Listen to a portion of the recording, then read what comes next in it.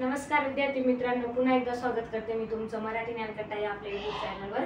आज आपण क्रियापदाचा प्रयोजक क्रियापद हा प्रकार बघणार आहोत। मागच्या व्हिडिओमध्ये आपण द्विकर्मक क्रियापद बघितला आहे, तर बघूया प्रयोजक क्रियापद म्हणजे काय। बघा विद्यार्थी मित्रांनो, वाक्यातील एखादी क्रिया घडण्यासाठी जर बाह्य घटक प्रेरित करत असेल तर त्याला प्रयोजक क्रियापद असे म्हणतात। म्हणजे या क्रियापदामध्ये कर्त्याकडून क्रिया होत नाही, तर तो कर्ता ती क्रिया घडून आणतो। म्हणजे कर्ता हा स्वतः क्रिया करत नाही, तर तो ती घडून आणतो। बघा कशा प्रकारे आपण प्रयोजक क्रियापद ओळखायचं ते तुम्हाला सांगते मी। बघा, मूल हसले। बघा, मूल हसले या वाक्यामध्ये हसण्याची क्रिया ही मुलाकडून स्वाभाविकपणे होते।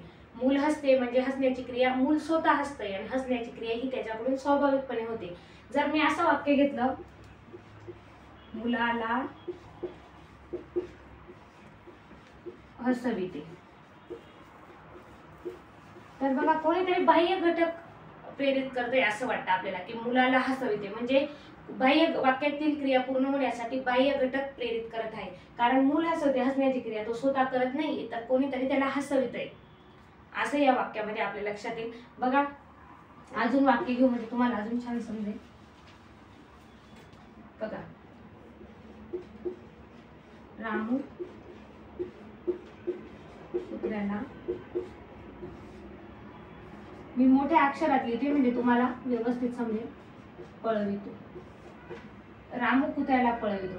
बघा, रामू कुत्र्याला पळवितो या वाक्यामध्ये माझा कर्ता कोण आहे, पळवणारा कोण आहे, रामू आहे। जरी हा माझा वाक्यातील कर्ता आहे, पण तो स्वतः क्रिया करतोय का नाही, तो ती कुत्र्याकडून घडून आणतोय। म्हणजे कशा प्रकारे, बघा, रामू जरी कुत्र्याला पळवितोय, पण पळण्याची क्रिया कोण करतोय, कुत्रा।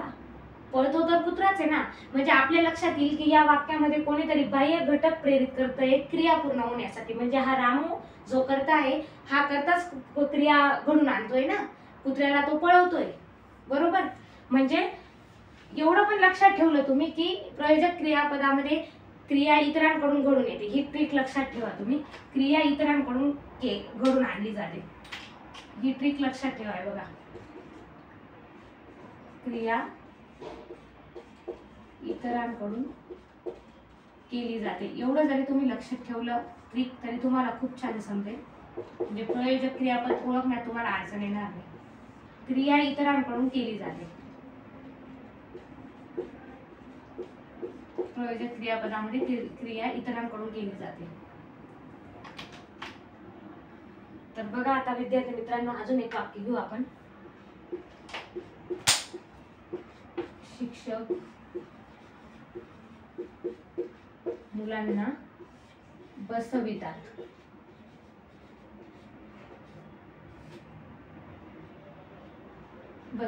बघा, शिक्षक मुलांना बसवितात।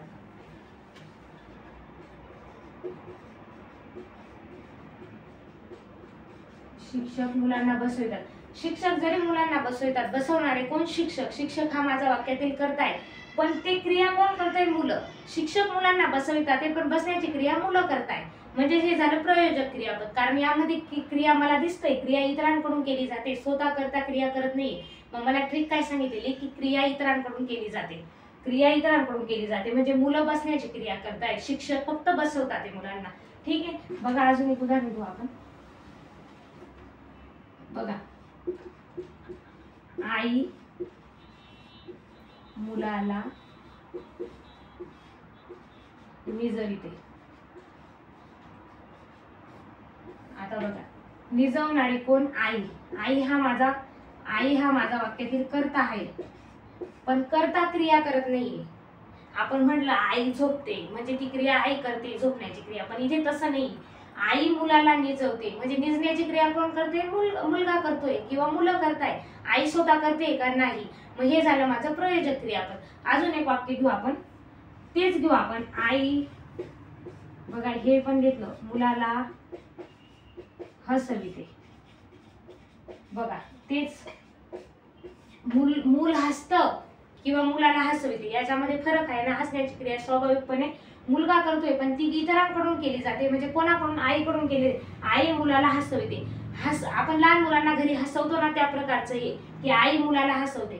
तर आई हसवते म्हणून मुलगा हसला ना, स्वाभाविकपणे हसतोय का नाही, मूल हसले हे म्हणजे स्वाभाविकपणे हसतोय, पण आई मुलाला हसवते म्हणजे आई ती क्रिया मुलाकडून घडून आणते, हे झालं प्रयोजक क्रियापद. ठीक आहे, एवढ्या उदाहरणांमध्ये तुम्हाला समजलंच असेल. मला नाही वाटत अजून एखादं उदाहरण घ्यावं, कारण सोपं आहे प्रयोजक क्रियापद.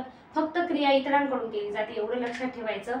तर विद्यार्थी मित्रांनो, बाकीचे व्हिडिओ क्रियापदाचे प्रकार जर तुम्ही बघितले नसतील तर डिस्क्रिप्शन बॉक्समध्ये लिंक आहे, तिथे जाऊन तुम्ही क्रियापदाचे इतर प्रकार बघून घ्या. आणि पुन्हा एकदा एक नवीन क्रियापदाचा प्रकार घेऊन येऊ. आणि आपण आपल्या चॅनलवर शॉर्ट ट्रिकचे व्हिडिओ सुरू करणार आहोत, त्यामुळे तुम्हाला जास्तीत जास्त फायदा होईल. त्यामुळे चॅनलला खूप शेअर करा मित्रांनो, सबस्क्राईब करा, आवडलं असेल तर लाईक करा. Thanks for watching.